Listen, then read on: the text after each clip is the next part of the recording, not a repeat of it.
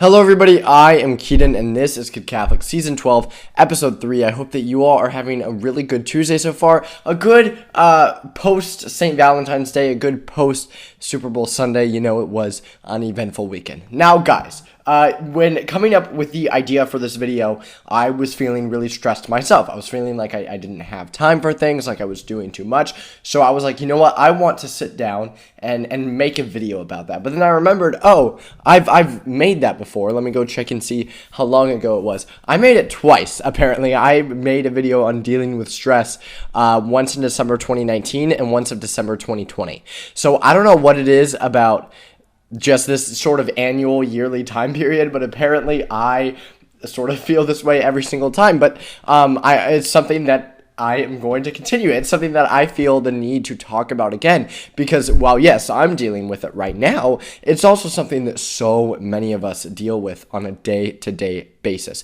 Here's the deal. Stress boils down, of course, to what is going on in our life. That's obvious. But sometimes it feels like we're always going. I don't know if any of you guys have ever felt this way, especially for me, since the start of the semester and since everything started picking back up. I have been going crazy, right? I've been doing so many different things. I've been from one place to another. I haven't had hardly any free time in my day-to-day life at all, to the point to where it feels like I am constantly going. Now, don't get me wrong. Sometimes having stuff to do can be a good thing, especially if it's for good things, right? I think the past 2 videos I made, I was specifically dealing with a lot of homework stress at the time. That's not necessarily my stress right now. It's just life in general, right? All these different things that I'm involved in. And so, of course, being involved in different things, being busy a lot, that's a good thing. But it becomes an issue. And when I'm preaching, I'm preaching to myself too, okay? It becomes an issue when we start to go so much that we neglect to fit in any time for God at all. That we neglect to understand that ultimately, sure, our day-to-day responsibilities are important. They should be taken seriously. However, ultimately, God is what's most important, right? God isn't asking for that much time for us. But here's the deal. I feel like oftentimes we have this mentality that we can't pray because we have to do blank. I don't have time to pray because I have to do blank. I can't go to adoration because I have to do blank, right? I mean, I feel like a lot of us feel that way a lot of times. Well, I get that, and that may be the natural instinct. It shouldn't be like that at all. It should be, I don't have time to blank because I need to go pray. And as soon as we can reverse that, we can prioritize what's really important in our life, then the better off you and I will begin to be. Because yes, going a lot, sometimes we just need to take a step back and just sit down and understand, guys, our day-to-day responsibilities are important, but nothing is more important than getting to the eternal kingdom of heaven. Nothing is more important than building a spiritual foundation with God. And if something is preventing us from that, even if it's a lack of time, then we need to do something about that. Guys, I've really had an issue with this. I've actually talked to a friend about this recently.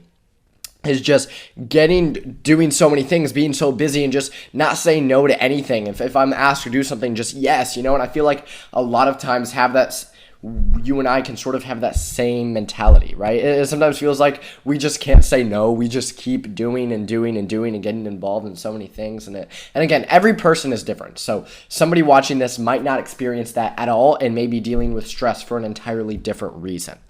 However, sometimes it's okay to say no. It's okay to say no, and this is something that I need to learn too, right? It's okay to say no and take a step back and understand that if we don't have time for God, then we need to make some changes, and that's when we need to start saying no. Another little mistake that we run into is when we're dealing with the stress, when we're feeling stressed out, it may not even be a lack of time. We may be stressed for a number of things, right? That's why I'm stressed right now, but you may be stressed for an entirely different reason. We are all different. When dealing with that stress, that's not something that we should just try to deal with all by ourselves. It's not something that we should just pin on ourselves and force ourselves to deal with, because that's terrifying, right? That's stressful. I'm not saying that we need to pin it on other people. No, thankfully, we have God. God who absolutely every single day wants to be you and I's best friend. God who loves us so dearly, so much, an infinite love, more than we could ever imagine, that he is there wanting to help us. All we need to do is come to him. And this is about way more things than just stress. okay? Because dealing with stress is a difficult thing. It's not easy, yet so many of us do it on a consistent basis. We're so used to going and going and going. Sometimes we just need to take a deep breath and understand that God is right there willing to help us.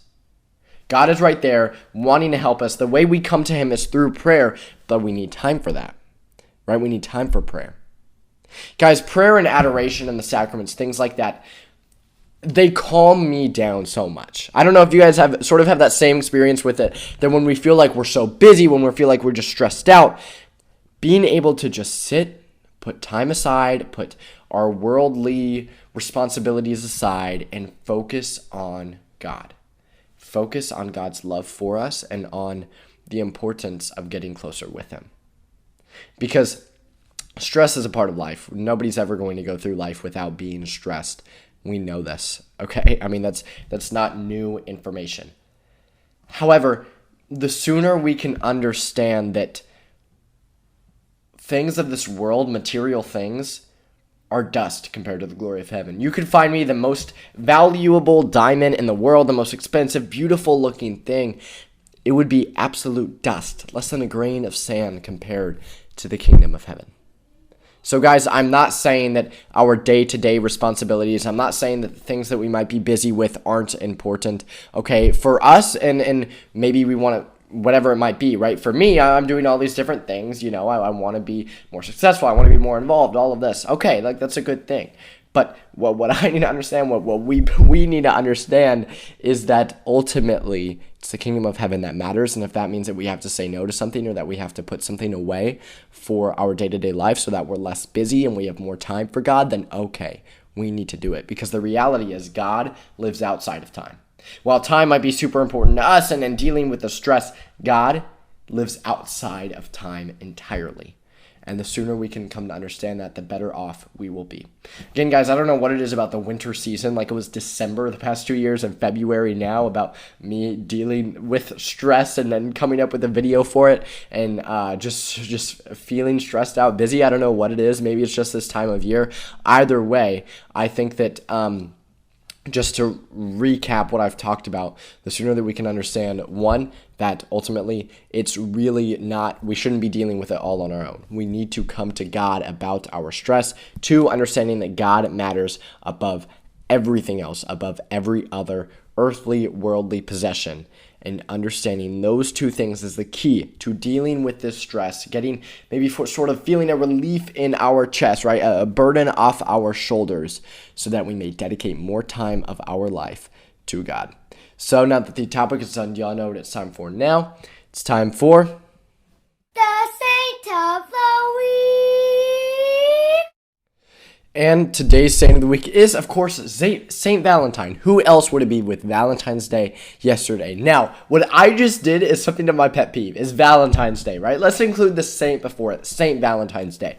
Because Saint Valentine's Day is a wonderful example of something with a Christian basis that has been entirely secularized, along with Christmas even, right? Like entirely secularized to just be made into this secular holiday. Guys, Valentine's Day is great, and Valentine's Day celebrating romance and all this, that can be a good thing, but it's not just Valentine's Day, it's Saint Valentine's Day, named after Saint Valentine himself. Now, Saint Valentine is a 3rd century saint, and there's so little known about his life. It is agreed that he was executed and martyred. At one point, the church even removed him from the calendar just because there was so little known about him.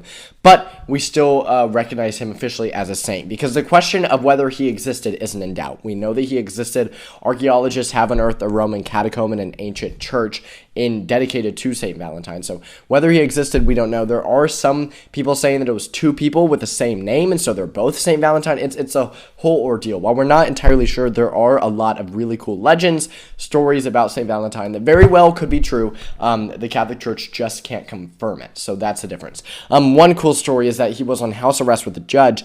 This judge was not Christian, and Saint Valentine pleaded the validity of Jesus Christ, exclaimed that Jesus Christ was the Lord and Savior. And so this judge, to sort of have Saint Valentine prove himself, brought his blind daughter and said, if you will heal my daughter, then I will do anything for you. And St. Valentine did. Of course, St. Valentine himself didn't heal. Saints can't, aren't supernatural. It's God through the saint. So the saint is the vessel every time. So St. Valentine was the vessel for God to perform this miracle on the girl. Another story, and this one I think is really, really cool, is that St. Valentine was imprisoned for being Christian. We know that he went through heavy Christian persecution.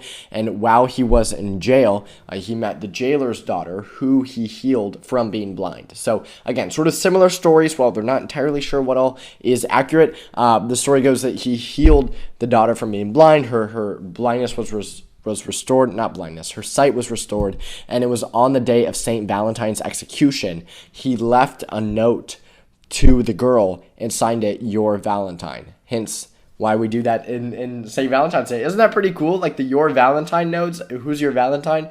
That's where that comes from. It's crazy how so many things have a Christian basis, and they just don't get seen that way. They just don't get credit for it. And honestly, it is pretty sad. But so, while St. Valentine, not a lot is known about him. Again, there are legends, there are stories. What's true and what's fiction can kind of get crossed sometimes, but St. Valentine did exist. That's not in doubt. He was a very devout saint. That is not in doubt. And he, of course, has Valentine's Day, St. Valentine's Day, dedicated to him. St. Valentine, pray for us. So before you guys click off this video, we are trying to get to 6,000 subscribers. So please click the red subscribe button down below and the bell next to it. That way you get notified when I come out with a new video. It's not like, it doesn't cost money or anything. It's super easy, super free to set up an account, and it really does help this ministry to grow, help this ministry to expand. I'm also a Catholic speaker, so I don't just do stuff on YouTube. I also go and give talks to different churches, parishes, schools, youth groups, and whatever, basically throughout the entire country.